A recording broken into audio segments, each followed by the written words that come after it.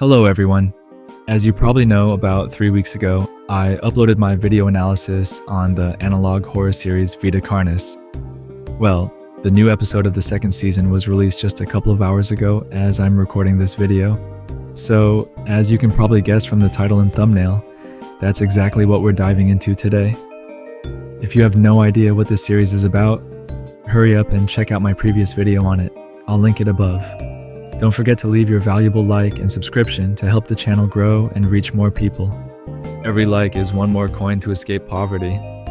If you're not sure what to comment, feel free to type a simple meow in the comments section. Without further ado, let's get started with the new episode of Vita Carnis' second season. First, I'll briefly summarize what's been revealed so far in this season. We recall that Carcass's mission was a complete success, and the cult members were apprehended. The dark activities of the Neutra Company were exposed to the public, causing a major uproar and demands for action amid the chaos of these events. In Carcass's facilities, the Vita Carnis species began to be studied more thoroughly. In short, it was revealed that the Singularities were likely the starting point of all Vita Carnis species, not the crawl. A greater understanding of the creature's social behaviors was gained, particularly regarding the trimmings. Various experiments were conducted with meat snakes, and it was also revealed that the information we initially had on the mimics was incredibly basic. Since their first appearance, all interpretations of their patterns have been incorrect in one way or another. They keep changing. In fact, it's almost completely random. The previous episode of the second season ended with an incident in the Singularity V1 chamber, where someone was injured and the entity reacted in an anomalous way. The episode picks up right where the last one left off. It appears that the unusual reaction of Singularity V1 triggered a chain reaction in the other singularities, causing an overload. One of the personnel on site yells for the power to be cut. After switching to backup power, everything seems stable again. To confirm this, 2 security guards are sent to check the state of the chamber. Next, we see a recap of the incident. As we saw in the previous episode, we're told about the person who got trapped in Singularity V1's chamber, a cleaner who became stuck on the staircase steps and suffered a fractured femur. As we already know, the entity reacted strangely to this incident, appearing agitated and extremely active. Later, during an inspection in Test Chamber 1, one of the guard's transceivers begins to pick up strange interference. These sounds are mostly confusing, but occasionally, coherent phrases can be heard, from both the entity and Dr. Trados. This leads Dr. Trados to conduct an experiment in which he connects the device directly to the test chamber in an attempt to communicate with the entity and understand its behavior. Here's the recording. Hello. Can you hear me? Can you understand what I am saying? Can you hear? Yes. Holy shit. What now? What should I say? What are you? What are you?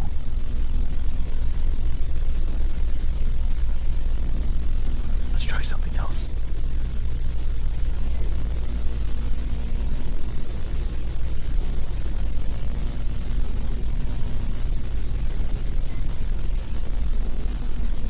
Can you still hear us? Okay. What are you?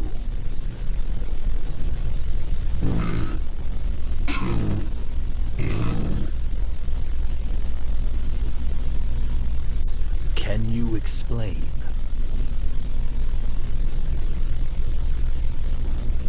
We feel, suffer, thrive, purpose. We are. What are your connections to the Vita Carnis species? Nature, life, nature, pain, figures, dancing, sleep, feel, feed.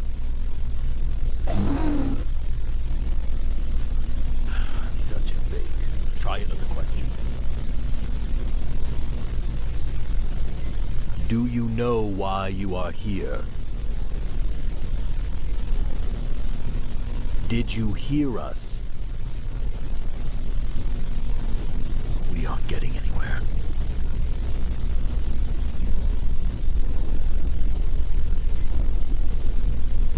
Curious. What? These boxes. Devices. For talk. Are you talking about the radios? Radio.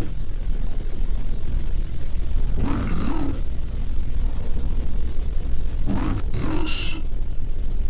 Catches noise. Radios transmit and receive waves and translate it into sound. Brilliance. Much brilliance. I feel more noise. Can we see more? Do you want more radios?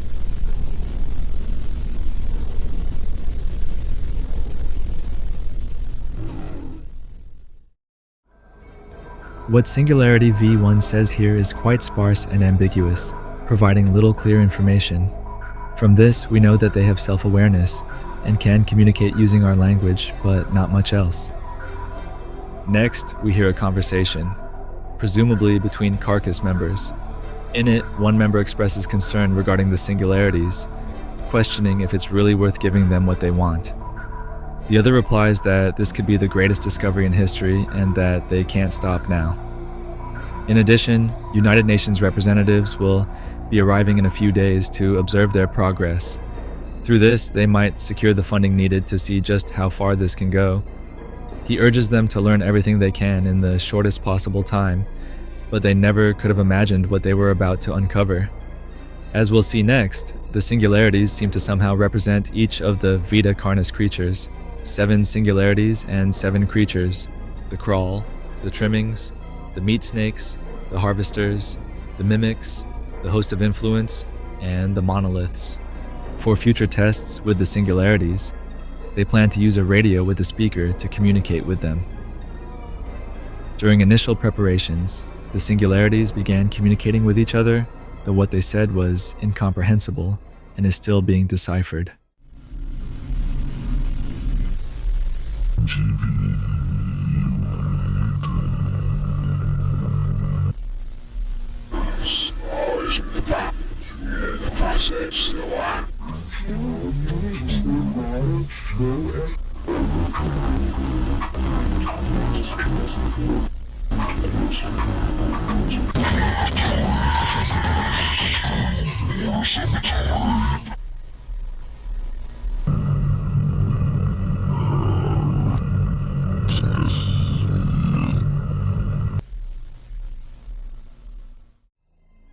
The Singularity V1 was given various electronic devices, but it didn't talk much. It seemed more interested in the devices than in the questions it was asked. They also conducted tests and asked questions to the others, each of whom behaved differently. All have common traits. Each one has a fascination with electronics and a unique interest in certain types of entertainment. This is all very strange. During tests involving V1 interacting with a TV, significant interference was detected with other electronic devices. V1 also spoke aloud several times, one day before the representative's arrival, and after various tests with each of the singularities, they were able to determine each one's personality. Here's where things get interesting. V1 appears neutral in its expressions and communicates with staff as minimally as possible. Its only real interest is in electronic devices. This singularity represents the crawl. Remember the newspaper clipping from the first season mentioning that a radio tower had been infested by crawls? V2 is curious, frequently asks questions, is quite descriptive, and loves participating in the tests. This singularity represents the trimmings, the most sociable of all Vita Carnis creatures. V3 is more active but interacts minimally and distantly with the staff. This singularity is believed to represent the meat snakes, though its behavior doesn't make this entirely clear. It seems to enjoy interacting more with dead bodies than with the living. V4 is the most engaged with the staff, displaying a great deal of curiosity about them. It prefers asking them questions over participating in tests. This singularity undoubtedly represents the mimics, as it's especially drawn to humans. No explanation needed there. V5 is more expressive than the other singularities. Although it speaks often, it only talks to itself and has not yet communicated with the staff. By process of elimination, this singularity likely represents the harvesters. V6 interacts very little, occasionally making nonsensical sounds. It does not acknowledge the staff and shows minimal engagement in tests. This one seems to represent the host, due to its lack of interest in humans, as if we were nothing more than mere pieces of flesh to feed on. V7 is the least active of all singularities. It has shown almost no interaction, and it only behaves normally with the other singularities. This clearly represents the monoliths. At the end of this episode, we once again see one of the singularities go out of control in the same day the representatives arrive. However, this time it attempts to communicate. There has been much learned in our time together. I agree with Dr. Trados. If we continue, I am sure this union will benefit all. Symbiosis, we join together. Let us sow seeds and watch what grows. Divine purpose. Let us show you. Let us guide the way. Join us. Join us. Join us. Join us. Join us. Join us. Become one. Become one. While editing the video, I noticed something interesting. Do you remember the small TV ads that appear sporadically between scenes during the second season? Well, if we look closely at the television in this clip and slow it down, we can see what appears to be a series of numbers and letters. If we read it correctly, it says 28,000 kilometers. A little later, we can also see a program explaining how fast electromagnetic waves travel. If you haven't caught on yet, all these strange clips in this episode are the singularities observing and learning about us. Before wrapping up, there's one more thing that remains hidden in all the videos of the second season, which I forgot to mention: the hidden videos. The first doesn't reveal much. From it, we can gather a text that dates to a near future where things don't seem to be going well. The second one is probably the most intriguing of all: an interview with Simon Vanguard, the cult leader who was captured while paying tribute to the singularities at the end of the first season. The interview is really worth listening to. Here it is. Simon Vanguard. Do you know why we're here? We're just gonna ask some questions, and this will go by a lot quicker if you give us some answers. As we both know, you are the head of a large cult following. Can you give us some insight on how you came to be in that position?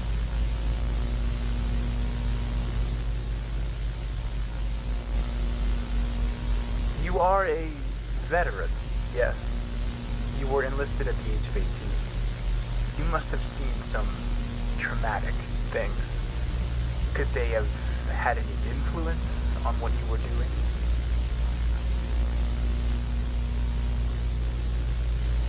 You had some very interesting connections in your community.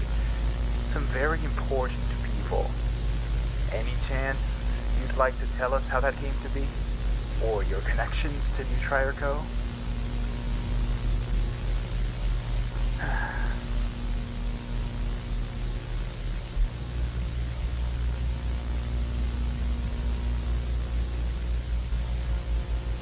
So, we know about your connections to the railway tunnel in 1945. We also know that you were involved when the creature disappeared in 47. What was the reason you kept feeding it after the war. We also know what else was kept down there. Oh, so that's what gets you interested. What was your connection to the entity? You seem very fond of all of them. It must disappoint you that they've been seized by the Carcass Foundation. Fools? Why is that so? They're studying them. You don't even know what they are. Why would it be foolish to learn more about them?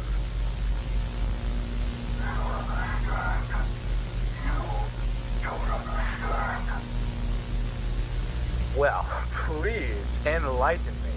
You have a deep devotion to the entities of all of the Carnis species, in fact. Devoted enough to do that to yourself. Why do you devote yourself to these creatures? Why do you praise them so highly?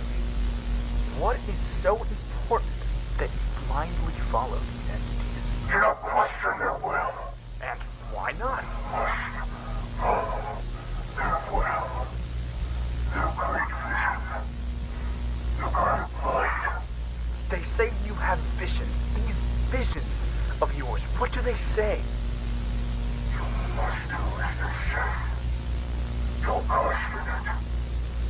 It's all for something greater than us. What is it? What must you do? No. I must follow. I devote myself. I devote myself to the great truth. To stray from darkness and meet the light. For wonder and wisdom. Hey, calm yourself. Hey, stop! I need security! I need security in here, now!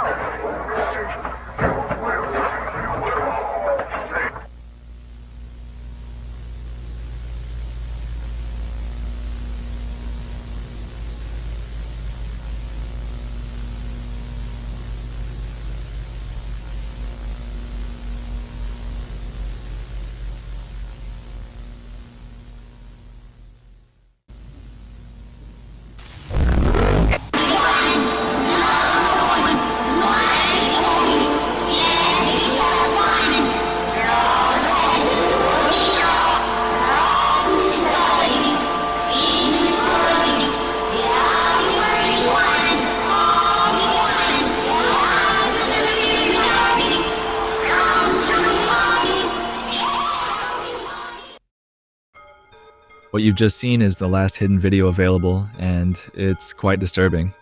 In it, we see two texts that once again indicate that things aren't going well, and if we reverse the audio, we hear the following.